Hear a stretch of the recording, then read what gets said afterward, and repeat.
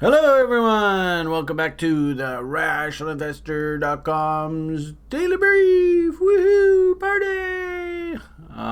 It's pretty quiet in here today. We only got about maybe a dozen or so people around. But if I can be of assistance, please let me know. Looks like YouTube's rocking it, so that's good. We don't have a bunch of presentations today, so it's just the old man blabbering away here. But I do remember somebody on the weekend had asked me to take a look at the yield curve, so maybe we'll take some time and do some review of that here today. It is officially Tuesday, 15th of October, so half of October's gone now. Sure hope you enjoyed the first half. We're on to the second half, and actually we should probably do some introductions. I have Kevin with me this morning, the Duke of Albuquerque, helping me drive the bus. How you doing this morning, Kevin? Doing good, thanks. Hey, everybody. Awesome, awesome, possum. And Kevin's thinking about getting in on his canoe and heading to New Zealand for the Cryptopia auctions. I don't know whether you guys saw that this morning. Before we got the show up and running, we were going through Twitter notifications, and it's Josh, this guy. I really like Josh. I think he's a good character. Anyway, he was saying Cryptopia's physical assets are up for auction ending October 20th, so you can still see they're still winding that up, and hey, maybe they get a whole bunch of money for their assets, and they can actually pay us coin holders out our accounts, but who knows. Interesting developments within the crypto space. And actually, I just had it up here, didn't I? But Kevin, actually, is it still in the lounge? Yeah, it is. Kevin showed me this really cool tweet this morning by someone who is calling the bottom on, whoops, is that it? Oh, let's see what happens. Calling the bottom on Ethereum. I suppose we'll talk crypto in a bit, but for all those people that are interested in GAN, and he's also included Fib spirals here, but kind of a fun article, tweet, whatever you want to call it. To start your day. It sure feels like we're a lot closer to the crypto bottom than the top, that's for sure. And then another sort of fun article that I saw this morning before I sort of get into broader rants, which I thought was hilarious. You guys should probably get a kick out of this.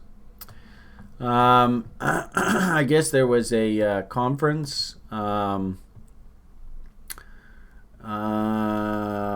I guess in London, and Mr. Fake Satoshi, I guess, was there, and people were criticizing Tone Vays for participating in this conference with Mr. Fake Satoshi, but he had on a T-shirt that sort of made fun of Mr. Craig Wright, and it was kind of a cute little article. And it seems that a lot of people in the crypto space like Mr. Tone Vays again because of that. So kind of a fun poking fun at this guy. And frankly speaking, I'm not even quite sure what happens to this gentleman. But I think Mr. Craig Wright is a little bit in trouble. I do kind of like what I'm seeing out of the space, especially when I go on, BNB, XLM. We got a nice spread, a whole bunch of green here. So it's looking like things are a bit more positive in the space, so that's good.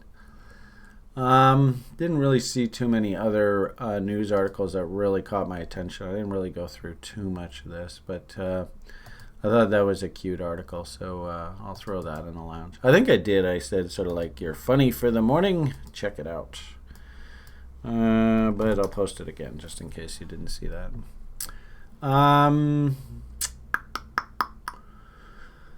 Okay, so let's see where we should start this fun adventure this morning.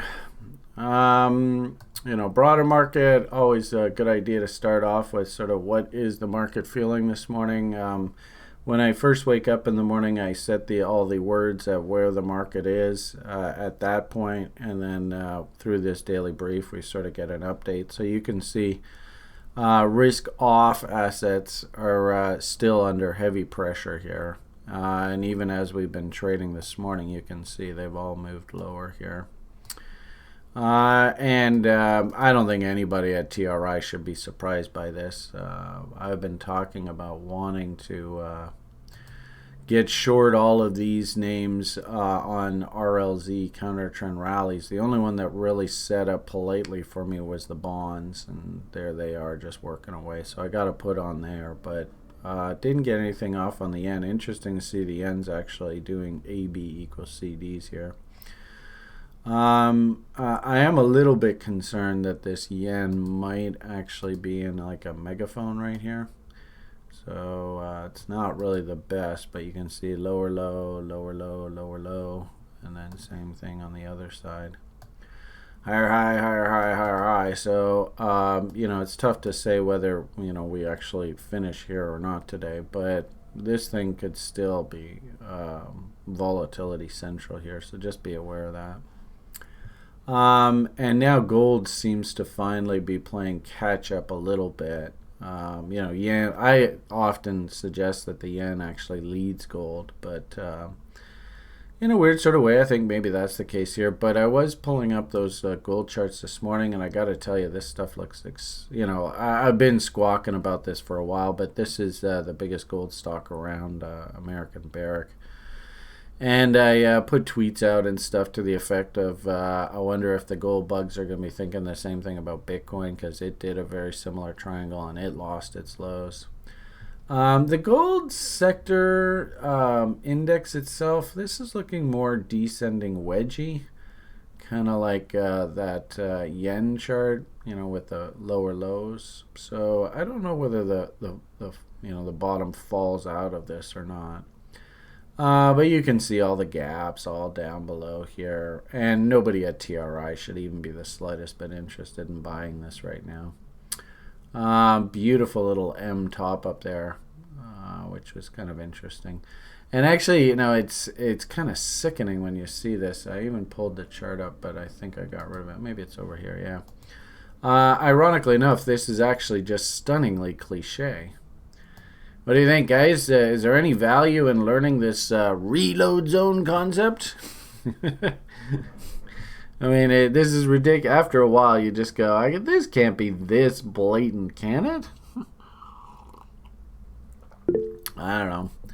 Yeah, well, and actually, this is a really good conversation. And what I did for you here, Colleen, I was thinking about you when I did that this morning, is I just took from sort of the bottom end of the range, because that's really what we want to study, is what's the distribution of this range. And really good example, market tried to accept above value. Of course, when we're down here, and is the market going to accept into value? So that's sort of what this battle is. And 80% of the time, if we accept into value, we should go up to the top of value. So we did that.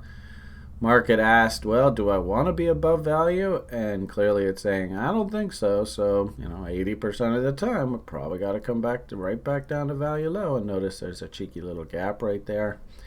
What do you think the odds are if we put up our reload zone on this, that reload zones are going to line up right in there? I bet you pretty good. We'll go doink and zoink and change that to RLZ and hello.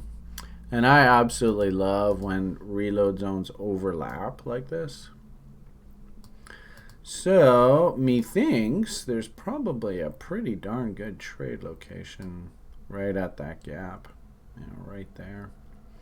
But that's not today. And if anything, I think we got AB equals CDs working, pushing this thing down. You can see the big muwak right here. Level 2ers just did volume profile. You could call this a notch if you wanted to, but either way, there's definitely unfinished business at this $15 level here on Barrick. So, put it all together, ironically enough, there really isn't anything surprising going on here in the gold market. And I have on here a whole bunch of the bigger gold stocks, and geez, there's a heck of a lot of M's up here. look at Newmont, used to be the biggest gold stock in the world. You can see, M tops. I don't know whether this is a appropriate volume profile range, but you can see the gap right there at the bottom of value, and there's also these cheeky little gap all the way down there. So, all in all, I wouldn't be too enthusiastic about being a gold buyer here. And in fact, actually, it's kind of interesting. Like one of the gold, and it's a silver stock. But one stock I'm very interested. I'd like to be at. Look at this goddamn Ascena. Jesus H. Christ. Man, that pisses me off because I totally was watching this thing down here. But anyway, shiny object, getting distracted. Try not to be distracted. But one silver stock that I really was interested in, that I wanted to be a shareholder of, but I've just been watching this thing forever, is this Great Panther. And it's interesting how today's price action is finally going to fill in this gap right down in here. So, maybe we're getting near the end of this. If we get any sort of, signs of reversal down here, I might even go and buy some. But that's one I've been sort of keeping an eye on out of the corner of my eye for in the metal space. And then there was that ALO. Same sort of thing right down at the bottom end of his range. Interesting how he's just sort of quieting down here. We can actually start making the case for hunting bullish setups here on this thing. But right now I think that's all it is just hunting.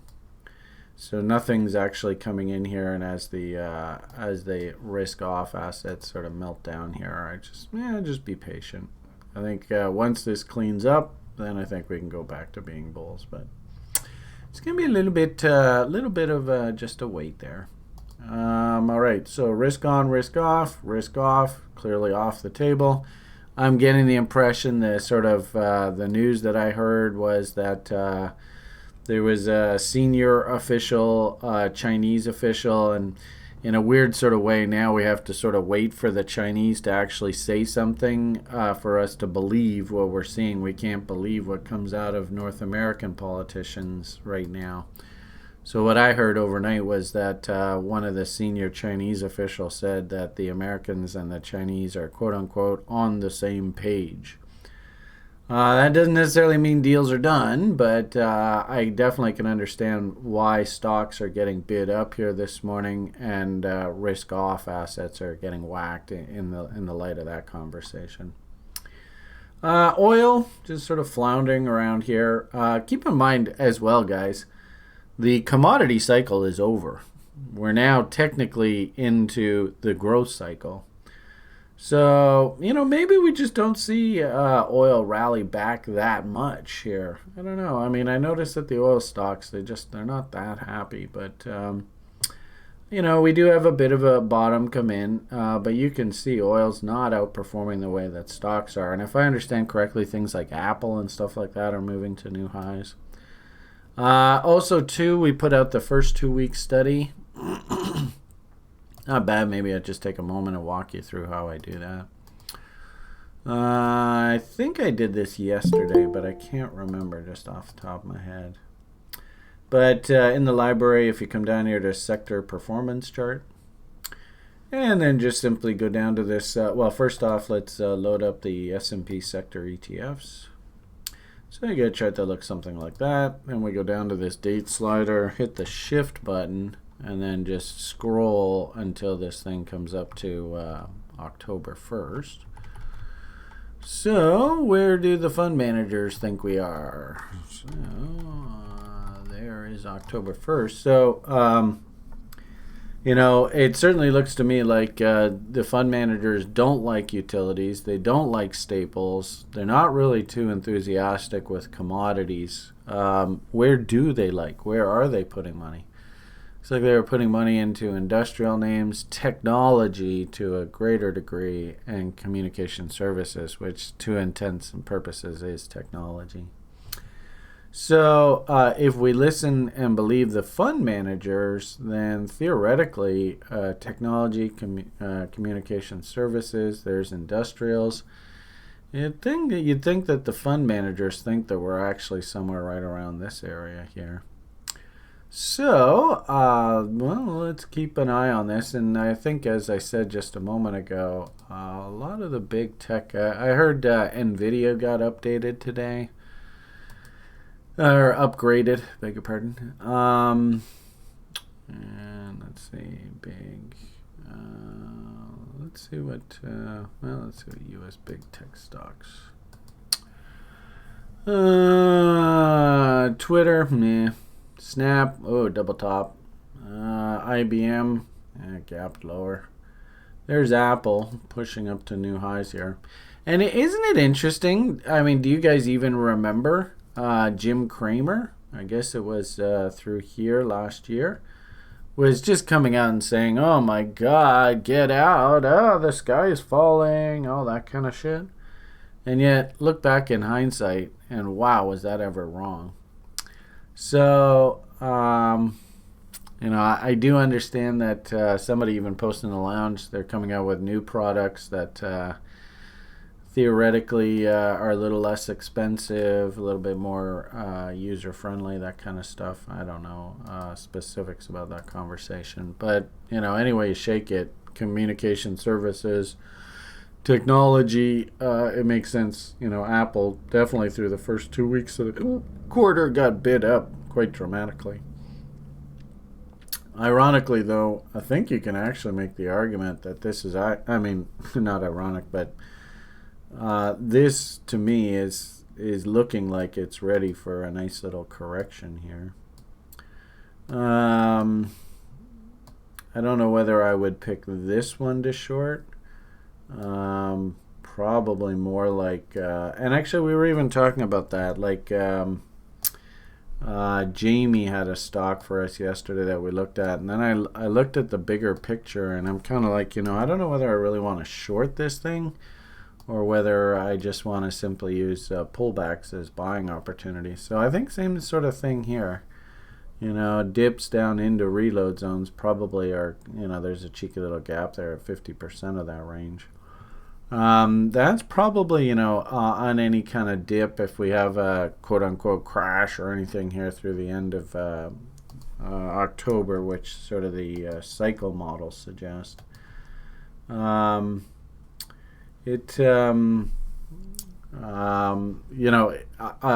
pullback, that dump, whatever it is, I think it actually sets up a new buying window. So, we'll keep an eye on the first 2 weeks study. And as I said a moment ago, it looks to me like the fund managers sure like tech and communication services. And really, ultimately, what do we want to try and avoid? Let's maybe avoid consumer staples. And there's energy, interestingly enough. Materials, we talked a bit there a moment ago about gold looking really dangerous. Interesting how utilities are toppy. I wonder if that's a function of the bond market finally topping out and starting to head down and interest rates going up. All right, so there's an example of a communication technologies. Yeah, here's Nvidia. Nvidia got a big upgrade today. Again, remember, guys, interesting how we were last winter. We were very interested in playing the 50% bounce trade. I remember the show co-host at that time, Thomas, was all over this trade. Interesting how she pulled right back into a reload zone and then basically reloaded for the next move up. And now we've AB equals CD'd. So, and actually interesting how I think we could probably go AB and CD takes us right up to this gap. So I could see a little bit higher here to fill in this gap, but probably right against this area you're going to see some short-term resistance, but we'll see how that goes. But really interesting anecdote. I remember last December, January, we were really interested in this stock. And so what does that counter trend rally, the move back to the 50% rule, actually look like over time? I think that's a really good case study for all of you guys. As soon as the downtrend line was broken, all right, show me some sort of signs of W. Nothing there, nothing there. Hey, here's a W. And if you want to draw reload zones after the W comes in to hunt like super sexy trade location, I think that's what that was.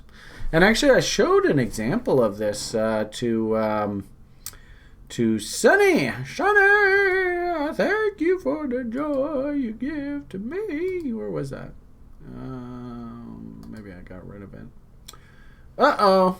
SpaghettiOs. Oh, well, we'll talk about that in a bit. Kevin, weren't we talking just before we started the show about a rally in Bitcoin? What the hell happened there? Yeah, actually now bearish bots. Yeah, this bearish bot with an algo signal. SpaghettiOs. I think this is active now.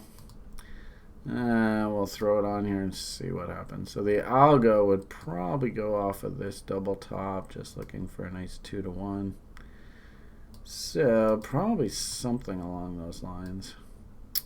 So as the algo is algonating away here, and I'm sort of heading off on 10 different tangents. Sorry, everybody. But we'll come back to that in a minute. What I wanted to show you was Sonny's. What did I do with that chart, Sonny? Well, actually, I think I even...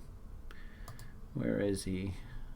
I PM'd him. It was actually a really good test case. Yeah. So here is that conversation I had with him. So we were sort of looking at harmonic patterns. He's in the level 3 going through harmonics. And I kind of pointed out that there was an AB equals CD as well as this, I think it's like a butterfly, which created a PRZ or potential reversal zone between these two levels. And notice the market dumped into those levels and then calmed down. But this is what I kind of wanted to point out was notice the W. Notice the breakout of the W, which confirms it. Don't chase. Work your stink bids. Or if you want to just wait for reload zones, so be it. Notice there's a cheeky little gap right in the reload zone there. Market works its way down. And if you just simply had your bid working at that gap level, boom, you get filled. You took maybe a day or two of heat here. You're going to risk to new lows, and then you can see the trade worked really nicely. And actually, I think this is even like a lower time frame chart, so I don't even think this is like that long. Yeah, this is an hourly chart. So, you took, you got filled 1, 2, 3 hours of, is this trade going to work? And then it starts working in your favor, and then probably about 12 hours, 14, 16 hours later, you're done. So, I love this concept, and really I hope everybody at TRI can learn this. In this particular case I was talking with Sonny, we had, these PRZs create trade location. So, there are some people that will just blindly buy PRZs, but, here's a great example where I don't really like to just blindly buy the PRZ because you can see the market went quite a bit further. Wait for signs of divergence, structure, reload zones in this case, gap levels. Hell, you could have waited for this W if you wanted to. But the point that I'm trying to make here is notice, level, let the bottom come in.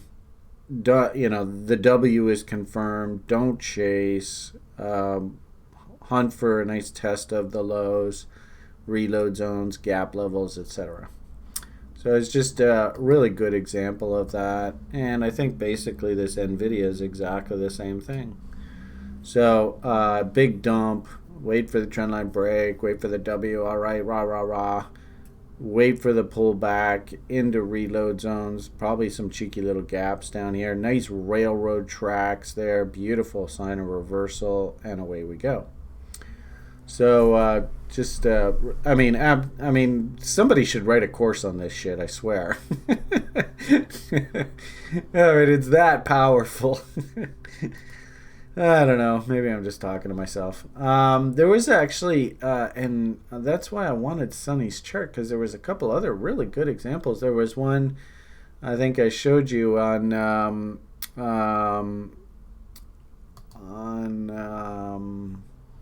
hell is it? Maybe I have it under here. Sunny. Sunny. I thought I named it Sunny's Charts or something. Sunny. There it is. Sunny. So there was also another really good example on Cripple. And you're like, yeah, okay, well, maybe this works on stocks, but I don't know about cryptocurrencies. Well, same damn thing. In this particular case, maybe you waited for something like this trend line to be broken. Something along those lines. Oops. So down, okay, come to the trend line. Give me a W on the other side. No W. All right, give me a W. There's a W! Right on! Big rally. Woohoo! Oh, fuck, I missed the trade. No, you didn't. Just throw your reload zone on there and work your bid off of the original breakout level. All right. Oh, fucking A, man. Look at that. Woohoo! So, I mean, I'm just being silly. I'm having fun with you guys. But, I mean, seriously, people, this is a trader's life. I've just shown you 3 completely unrelated examples. You want to see? So, here's that stock that Jamie was talking about yesterday. Oh, no, actually, that's what I just showed you. This one. So, I mean, I like the idea that we probably shouldn't chase up here. You look at the higher time frame trend, and I suppose we could do one over there. Interesting how we're just coming up to that now. Maybe you're also watching that. So, off of this meltdown, there's a little bit of a W, but not really much. Tried to W again, couldn't. Tried to W again, couldn't.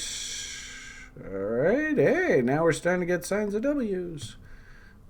Big rally. Interesting how we rallied right to this. We haven't yet. Maybe there's one more little push here higher, who knows.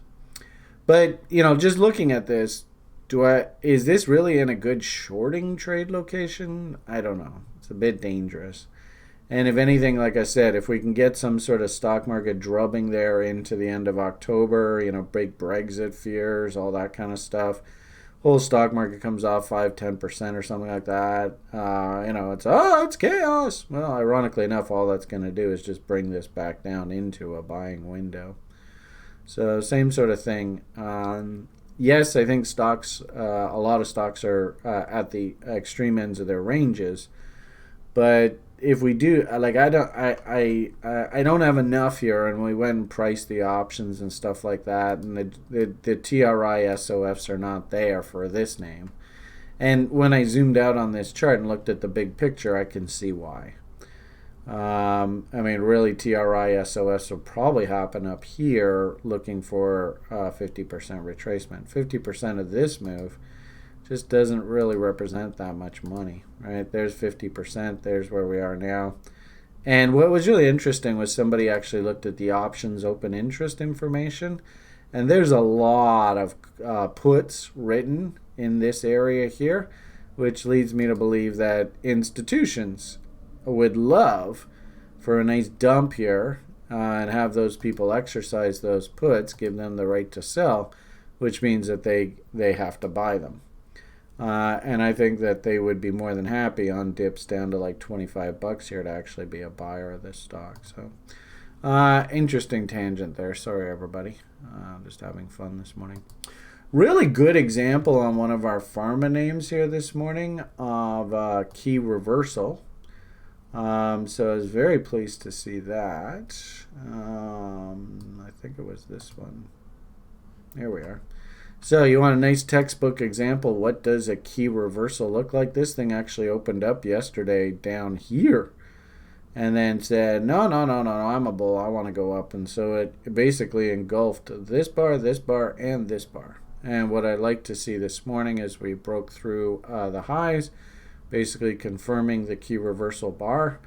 And of course, everybody looking at this should go, well, I can understand why Beamish likes this thing. Look at all these damn W's.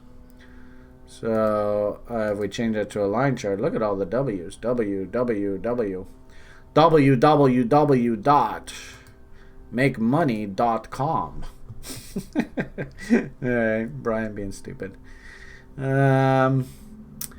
Yeah, that's a lot of W's. So hopefully everybody can understand why I like this thing. It's a good looking stock. So, all right. Anything else to talk about in stock market land?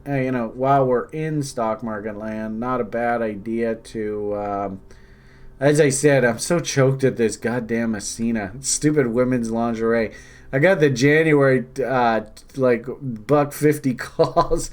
I mean, maybe this thing performs. Who knows? We bought this off of this. Total failed trade.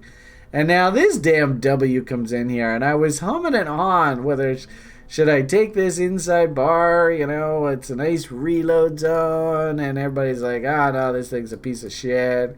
But look at that setup. Oh, God. And you hate that, right? Hindsight's always 20/20. Drives you nuts. But anyway, hopefully this thing continues absolute insane outperformance, and maybe we can actually make something on our options. Who knows? But what I wanted to do before we jump on over to more pressing issues was I wanted to just take a quick boo at a couple of our block stock related stocks and just see what they're doing this morning. So Riot, we had talked about... actually, I thought I had a trend line break here. Oh, yeah, I guess that's that. So there to there to there. I had played this. That trend line stopped us in our tracks. Boo, hiss, hiss, boo. Broke down. This trend line, again, is in play here. And I'm just sitting sort of biding my time. There is a bit of a gap just below here at about $1.68. There is that rather steep trend line. So any sort of signs of weakness here against this trend line low, that's sort of going to have my attention. And then if we can turn back up, then I can start looking at this again. But really, just not a heck of a lot to do there for me. Galaxy Digital, Mr. Novogratz. Oh boy, this thing can't buy a friend. So we're now coming into 78.6s. No signs of bottom just yet here. So, if this thing can bottom, that's a big if. I do see there's a cheeky little gap all the way down there at $1.05. But I might keep an eye on him. But if we're Novogratz fans, obviously we would not be very happy this morning. And then this HUT, which reorganized itself, so the chart just looks like shit right now, but they just listed on the TSE. The only thing, of course, I would add to this is we just broke the previous 5 days trading lows here. So that low there at 211, that's a bit of a failure there, so there's just nothing to do there just yet. So, big hurry up and do nothing on the crypto stocks per se this morning. I guess the only question I have right now is, do I get aggressive and come in with some stink bids on some of these metal names down at the bottom here? But other than that, I don't think I'm really too excited about them. The only other thing I wanted to mention here before we leave is shipping stocks. Shipping stocks look pretty good. Kevin's little shipping stock looks sexy here. I bought this fractal down here, so I'm feeling pretty good. I think actually I bought that breakout there. So feeling pretty good about that. It looks pretty positive, heading in the right direction. But other than that, nothing to get really too excited about stock market wise. All right, heading on over to, was there anything else I wanted to talk about here? We talked about gold. Risk on, risk off. Breadth, interesting. I do have on a couple puts here on the stock market. And I noticed that we are right back up at 78.6s. There's that cheeky little gap up there. I wonder if that has to be filled. But if I can see any sort of nice, polite little inside bar here, I think I might want to go and buy another put. And one of the main reasons why I like that idea is where the hell is it? It's around here somewhere. Where are you? There it is. The VIX index is right back down, basically, approaching its lows here. So maybe we get like a little bit more uppy to fill in that gap on the S&Ps up top. But this is starting to get into neighborhoods that I start to get really interested in. As well, I also talked to you guys recently about Johnny Salmon down in Australia. Sent me a couple. We used to get these indicators off of stockcharts.com, and this first one here. This is the bullish percentage of stocks above their VWAP. Keep in mind the bullish percentage index that we do off of stockcharts.com is based on point and figure buy and sell signals, and I don't think TradingView has figured out how to algorithmize point and figure buy and sell signals. So as a result, their bullish percentages are off of things like number of stocks above their VWAP, number of stocks below, number of stocks making new 52-week highs, those kind of bullish percentages. I won't bullshit you. There is a nice little W here on the number of stocks moving above their VWAP, so that's encouraging for the short term. New 52-week high, new 52-week lows. We're not anywhere near the original top, but we do have a little bit of a bottom there. And I did see somebody post this in the lounge this morning. Advanced decline lines moving nicely in the direction of advancers.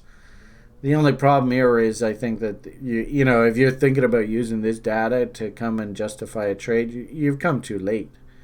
You probably, and also down here I have, this is the put call ratio. And kind of like, and these two sort of go hand in hand, the VIX and the put call ratio. And you can see, if you were bullish of the stock market, you want to be hunting when this thing is making highs. It means that people are panic buying put options. With the market coming down here, and we don't have these tight little W's yet, but with the market coming down into here, we're coming down into areas where we should start seeing, a bit too much euphoria out of the stock market and, complacency, all that kind of fun stuff. And we're starting to get, I think it might be another day or two, maybe through the end of the week, tough to say. But we're starting to get into areas here where, again, I can start thinking about buying put options on the stock market again. So I'm definitely interested. I don't want to get sucked too much into the bullish euphoria here. And I wonder whether this is more sort of technical. And probably the best place to show you is right here. Notice there's the Russell 2000, the small cap market. We're still a million miles away from the old highs. And if we do reload zones back up top, you can see where Mountain Man is, 153.58. So we're sitting 151. We could still rally a good couple more dollars up here. Did hit that AB equals CD objective, and maybe now, if we're going to take out these highs, and I don't know whether we are or not, but if we do, then maybe you can start thinking AB, CD, and that takes us right up into reload zones. Oh, look, there's a little gap right there too. And probably, we should, if we're thinking this, we probably want to think like market structure. Here is the original M way up there. So anywhere in sort of this area, this is where the institutions are going to defend their trade if they shorted up top here. So it's still a little bit higher. And this is the small cap stock universe. So, not quite ready to put a fork in her just yet. If we look at the Dow, And it's interesting too. Here we are at reload zones again. Whoops, that's not what I wanted.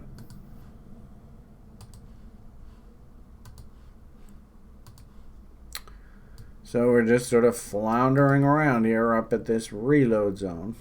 I don't think there's a gap here. There might still be a little bit of open air up there. But this is looking like it's getting exhausted. I suppose you could do another AB equals CD taking us up top here. That's definitely possible, like that Russell 2000. But we're definitely in nosebleed territory. And if we look at the S&Ps, same sort of thing. Bought my puts up here. So actually we're getting back into the level where I originally bought those puts. AB equals CD, 78.6. There was that candle peak that I talked about yesterday and the daily brief recap as a pretty significant resistance. So what would be really nice here is if I could just get beep, a nice little polite inside bar. If that printed and then a nice little sell signal, I'll definitely go buy another one. But right now, just yet, I'm a little bit leery to step in and buy another one just yet. Okay, let's head on over to crypto now. Good old Bitcoin. You can see we're sort of in between the yellow and the purple here, so kind of in no man's land. We kind of talked about this at length. We've had the actual breakdown through the M top here.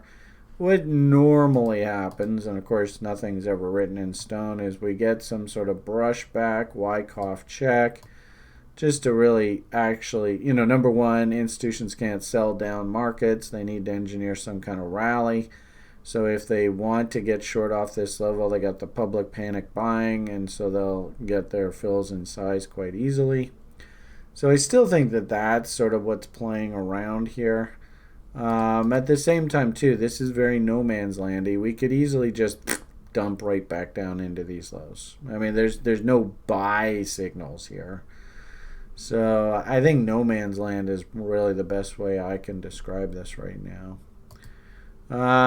Internally, I'm not going to say these things are rah bull. I mean, you can definitely see Bitcoin tried to break out there overnight. It's pulling back.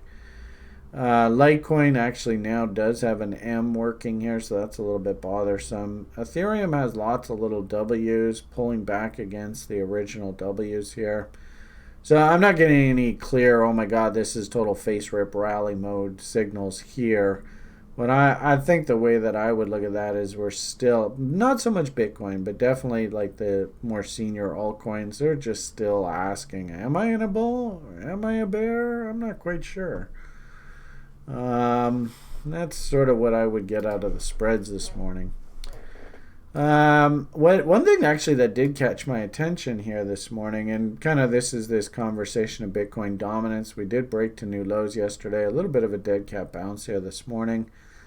You can see very noticeable. This is Bitcoin, Litecoin, Ethereum, so that's all these guys. You can see the definite M's that are coming in across the board here.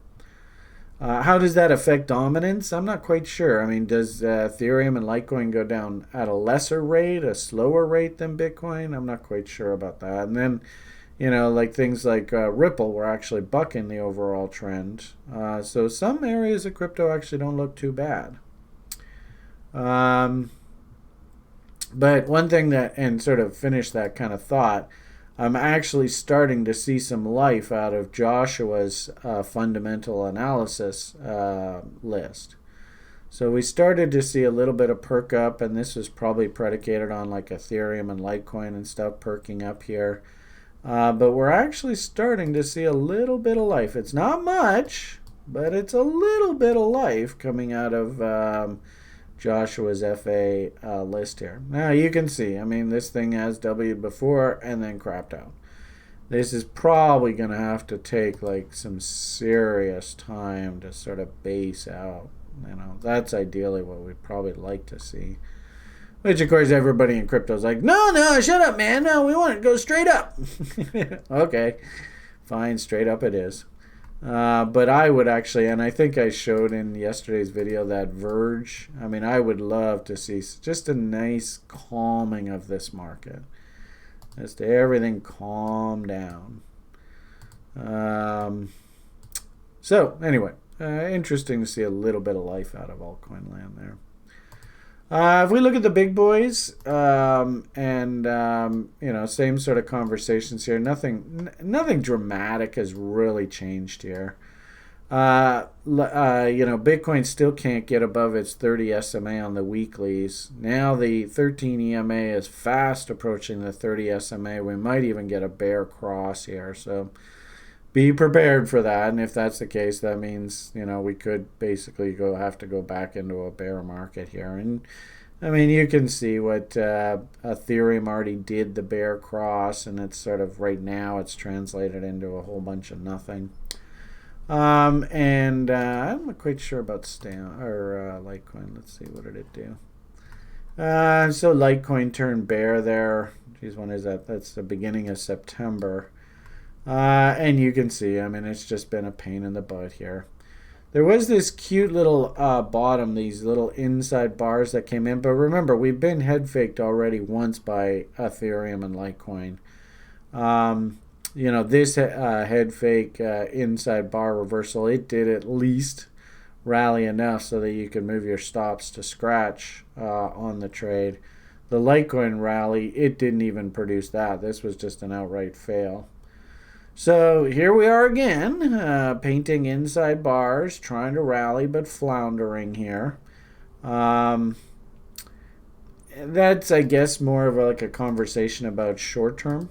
I thought it was really interesting before we got the call going in earnest. Kevin was telling me that, first off, he was showing me that crazy ass spiral that gentleman put out. I don't know what the hell I did with it. Looks like it's gone. Oh, actually, I think it was in here, wasn't it? Maybe we'll put it in here, see what happens. The survey says, there it is. So, this is, I kind of like this to a certain degree, because this is kind of like trying to see the forest through the trees. When we look at a chart of things like Ethereum right now, we're trapped in the trees, right? We see a pine tree here, an oak tree there, or see a shrub. Oh, hey, look, there's a skunk, right? We're very much caught up in the short term. And this gentleman's here saying, maybe think about the bigger picture. If anything, Murat, you're on the call here, right? I thought I saw Murat in here earlier. Yeah, so Murat, this is right down your alley if you can figure out the logic of what this guy's thinking here.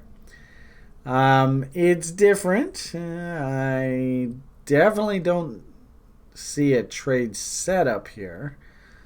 I think to a certain degree this is kind of open to interpretation. I do find it interesting that he's making the theory or the thesis, I don't know, that we've gone through most of this meltdown and correction, and that he believes that we're sort of like right here right now.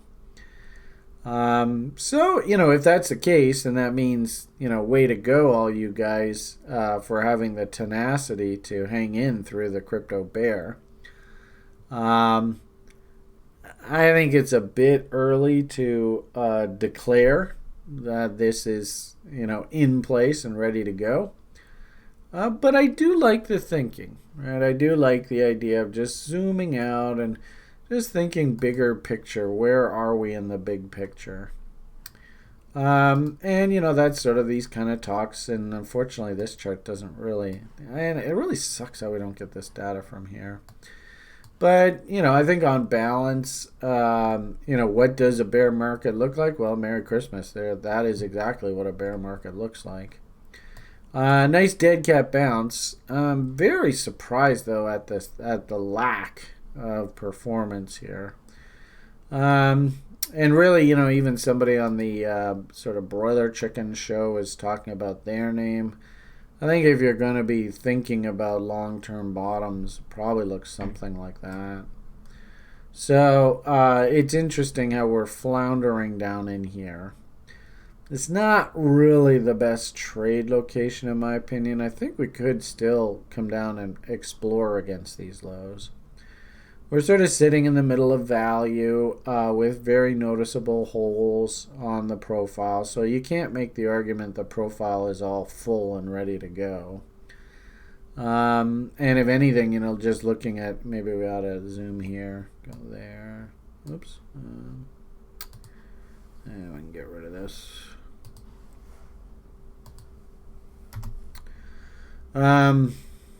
Yeah, if we just look at the profile here, right, this is just this range, right, from this low up to this high.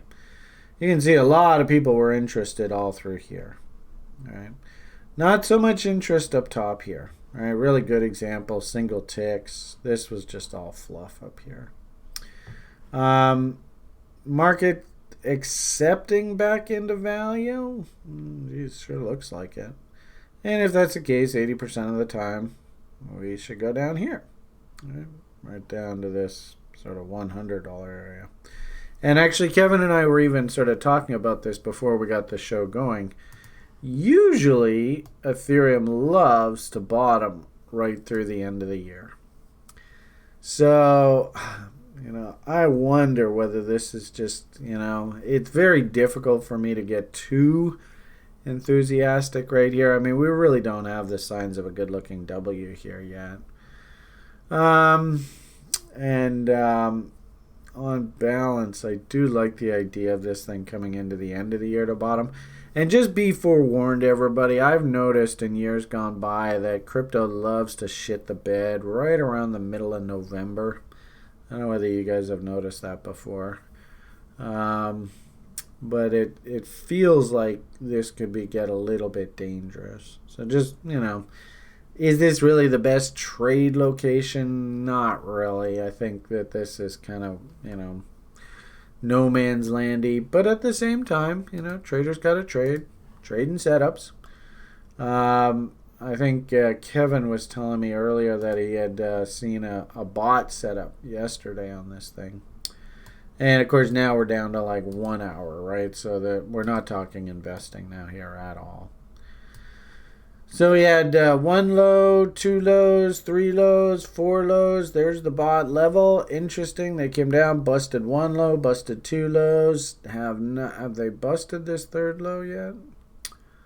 177.23, 177.27. Oh, Kevin's saying he got stopped out on Kraken.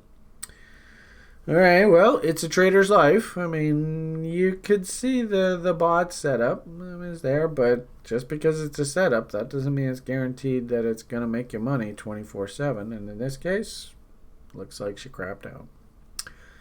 So, again, and now, if these lows are taken out, then I have to be thinking just in the short term, AB,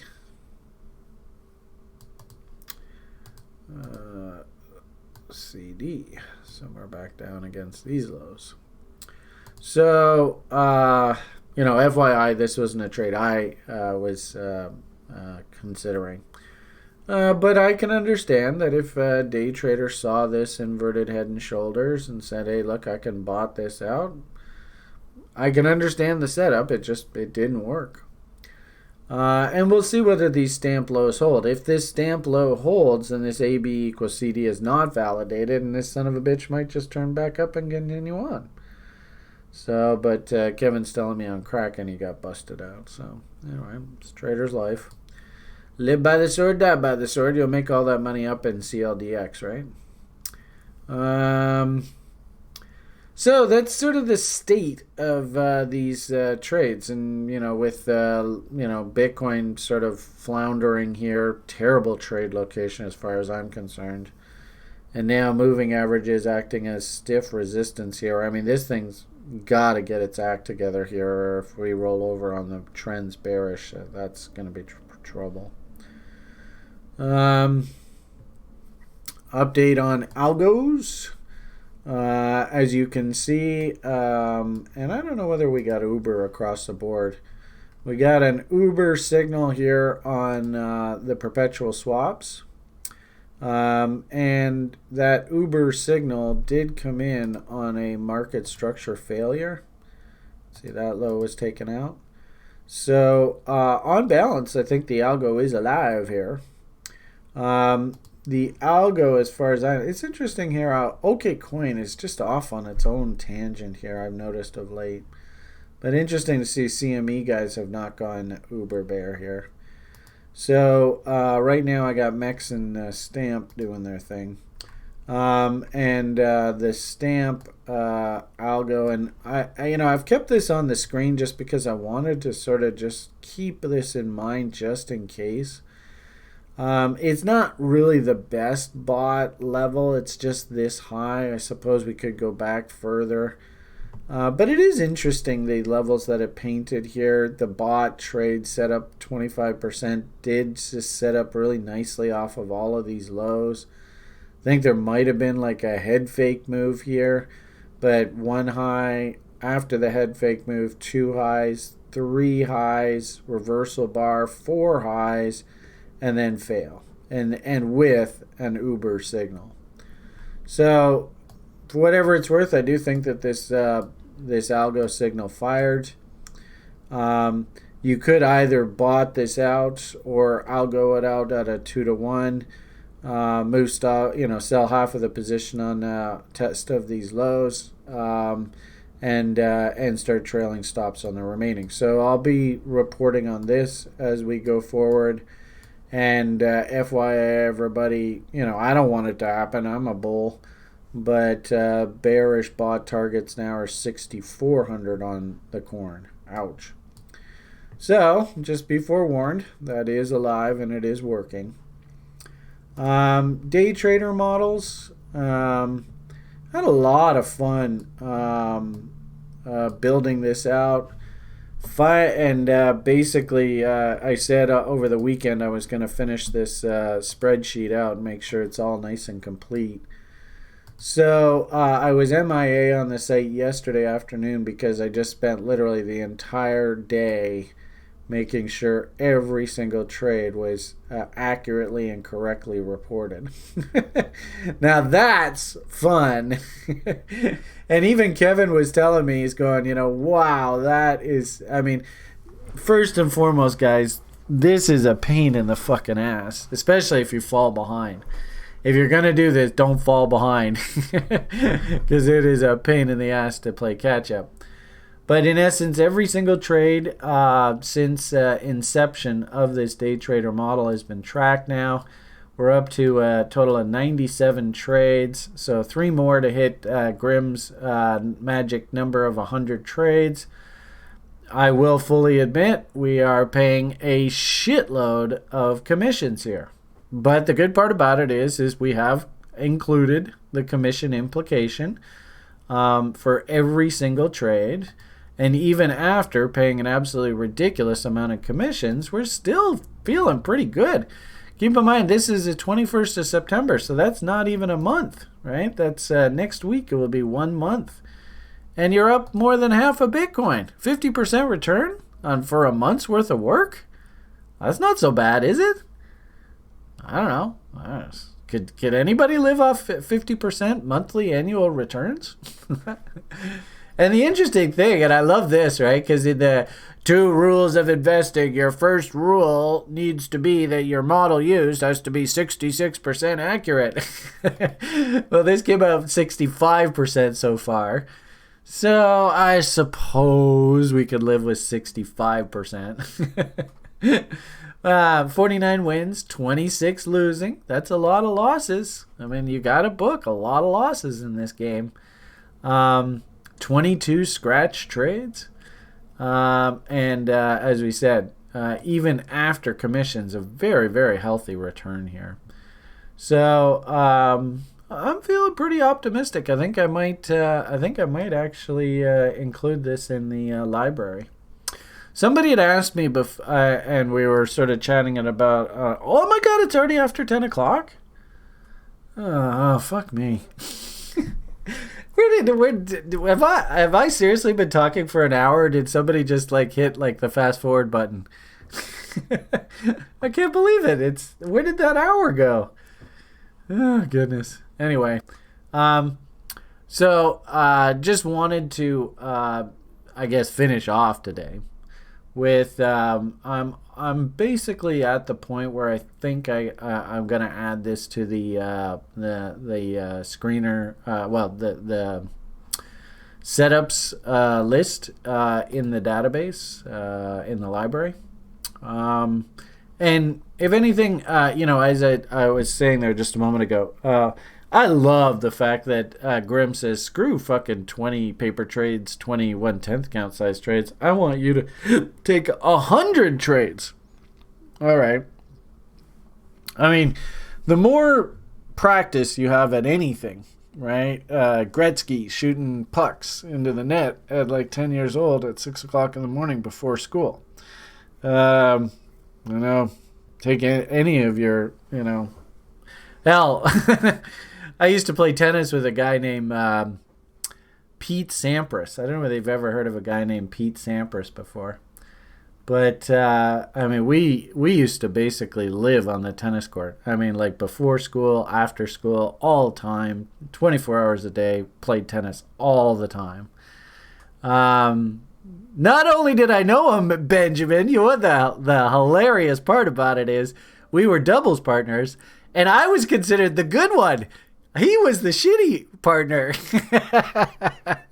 Isn't that incredible? I love telling that story. Anyway, so the point of the matter is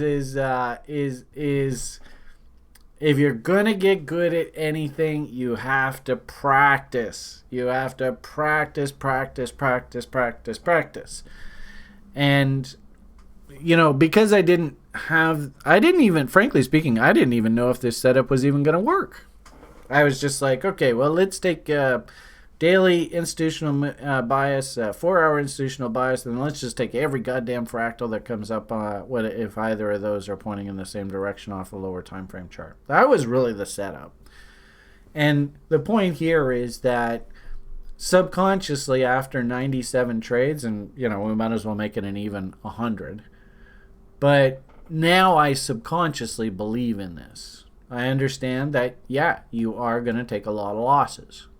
You are going to have a lot of scratch trades. In fact, you could even argue scratch trades plus losing trades is actually almost exactly equal to the number of winning trades. So that means 50% of the time you're going to be booking a win, and 50% of the time you're either going to be booking a loss or a scratch.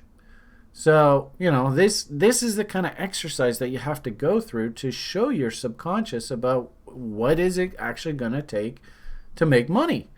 And in this particular case, half of the time I'm either getting stopped out at a loss or I'm taking a scratch trade. I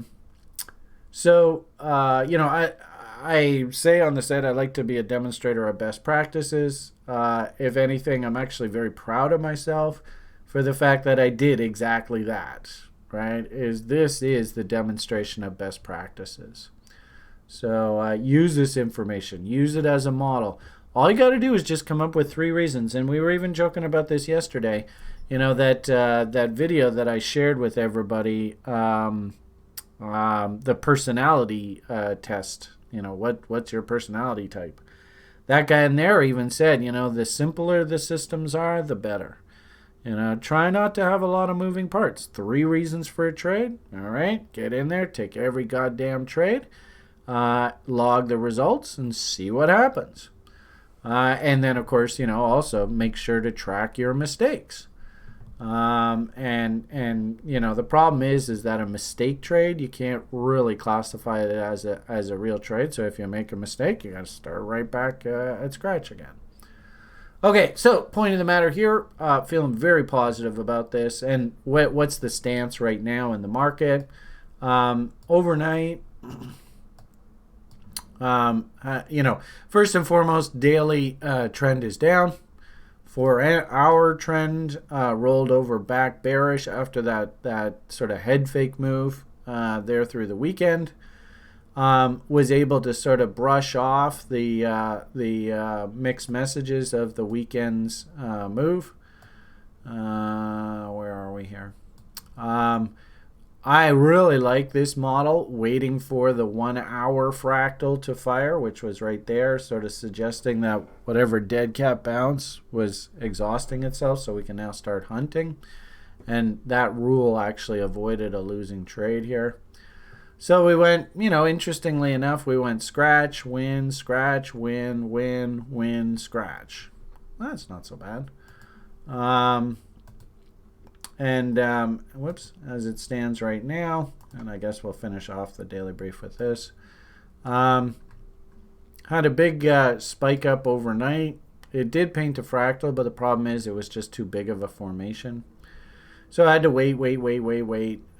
In came, and these fractals, because the market didn't go through them, they don't fire signals. So this one didn't fire, this one didn't fire. So the next signal that came in fired right through here. Boom, boom, boom. Quick 2-to-1. Merry Christmas. And I also noticed, too, that a lot of these trades, now this one didn't so much. Like, I guess the bottom of this move was just to there.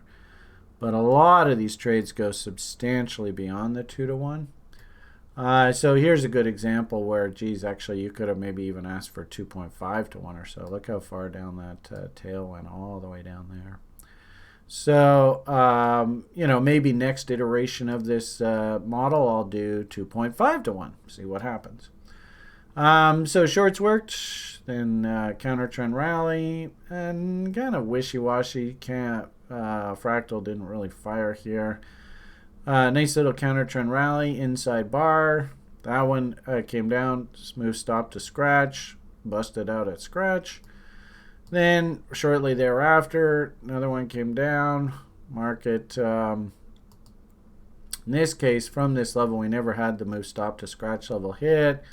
Almost got busted out, and then boom, boom, boom. Profit target hit.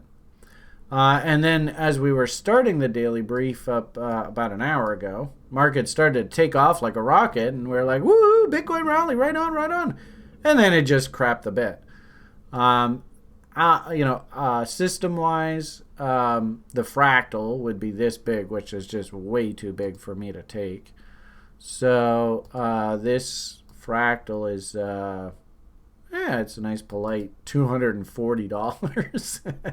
So can't touch that. Kind of like this kind of action, you got to leave these ones alone. And we'll just wait for the next fractal, and it looks like we might even have a nice little inside bar forming here. So. All right, so long and short of it here, the model is just working away, doing its thing. Short side of the market still seems to be dominant. We'll still be continuing to hunt short signals. And now we're starting to get failure off the higher time frames, starting to paint higher time frame setups. Things like bearish bots and algo signals off the 4 hours are starting to come in. Okay, so there's your daily brief. Hope you guys enjoyed the presentation. Surprising how quickly that hour passed. Hope you got some sort of value-added benefit there for participating today. Wish you all the best, of course. Do have tutorials this afternoon, so I'm going to be busy with that. We have TRI SOF meeting tonight, so if you are a level 3 grad and you are interested in options conversations, please watch out for that. All right, I think we'll leave the daily brief at that. Have yourselves an awesome rest of your day. All the best, and bye for now.